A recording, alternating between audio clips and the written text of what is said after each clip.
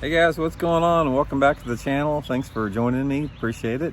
And I'll try to get through this video without my neighbor causing too much noise here. He's over there trimming his hedges right now.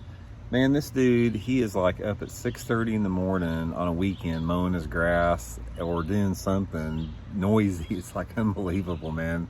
Got a nice yard, but he really makes a lot of noise keeping it nice. So anyway, today gonna have a really good video for you guys. I'm gonna give you guys some simple tips on how to choose the right worm for your shaky head setups. You know, there's a lot of different variables out there, a lot of different things to consider, and I'm gonna sort of break it down and give you guys a real simple foundation to build upon to maybe take some of the intimidation factor out of it. But hey, just real quick, want to remind you guys that anybody that's interested, I'm still offering the on the water lessons around here, doing most of them on Table Rock Lake, Stockton Lake, Grand, a lot of the Southwest Missouri lakes. If you guys are interested in that, you can just shoot me a private message on my Facebook page, Randy Blockett Professional Angler, and I can give you the info on that.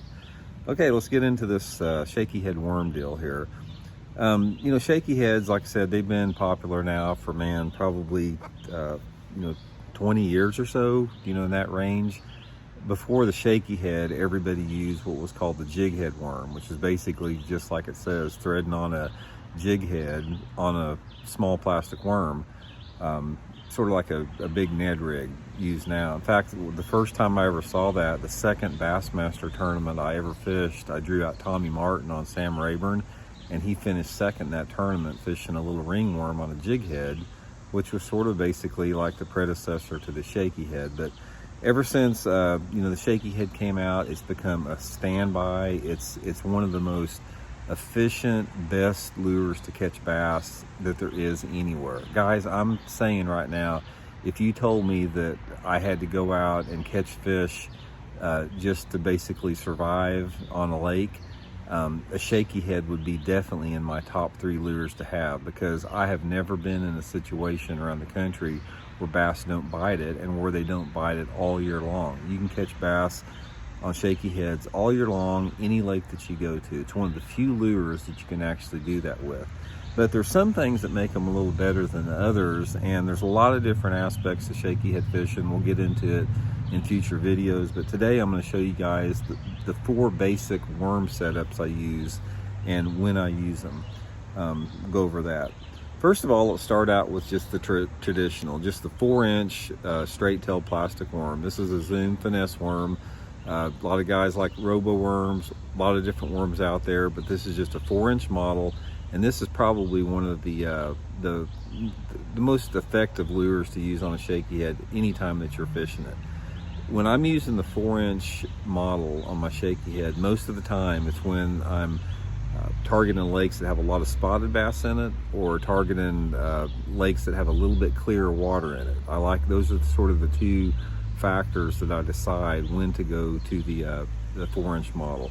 Another thing, guys, that I'll tell you that'll get you a lot more bites on this little 4-inch model here is if you use it on a 1/16 ounce jig head. A lot of guys, I think they go way too heavy on their shaky heads. They use eighths to 1/4 ounce a lot of times. But if you put this little 4-inch model on a 1/16 ounce head, it's a real limit getter. It works really good.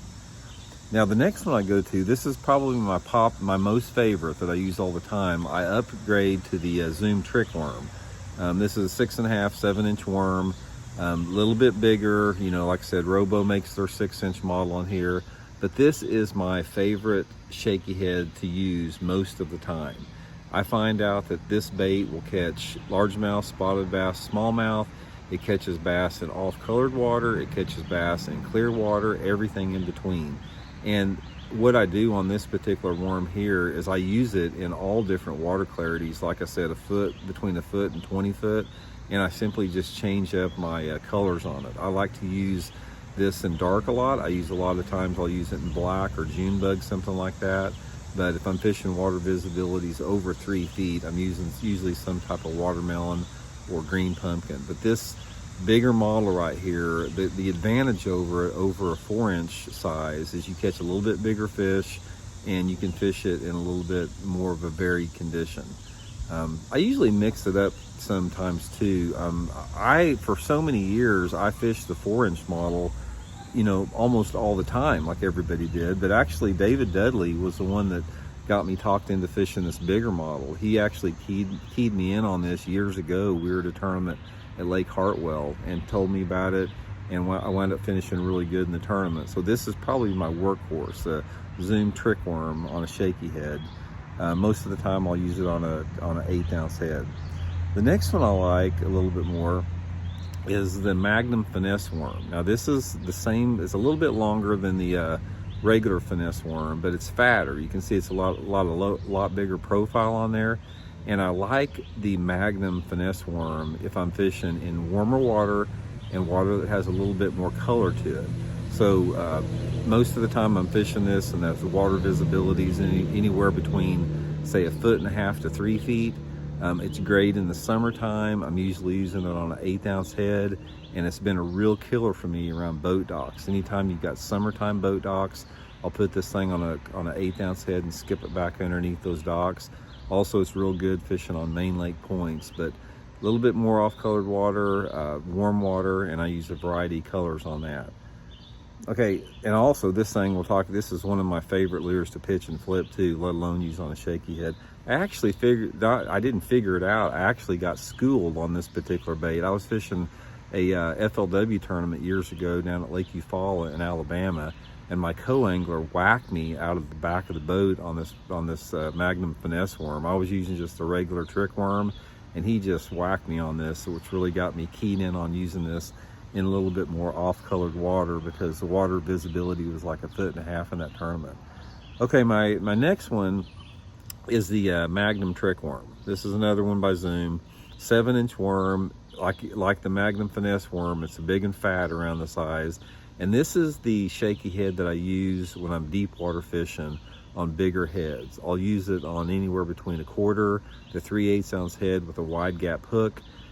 It's the place that I'm fishing main lake and secondary points, deeper water in the summertime of the year, and also around boat docks. This thing's really good around docks on a shaky head in the summer. Guys up at Lake of the Ozarks that fish docks all the time, this is one of the big secrets up there they use around docks. But this is my big time summer shaky head setup here. So anyway, guys, that's the 4 that I use most of the time. The just the Finesse worm, the 4-incher. The trick worm, 7-inch long, a little bit longer. Magnum Finesse worm, shorter with the big fat profile on it. And the Magnum trick worm, the big one for deep water. And that's pretty much it. You know, I got some others that I use once in a while. In real finicky conditions, I'll use some really small diameter hand pours, that type of stuff. But these are the workhorses for me. So anyway, give them a try. Let me know what you guys think. I'll do some more shaky head stuff in the future. Got a lot to talk about shaky heads. And thanks for tuning in, and we'll be back soon.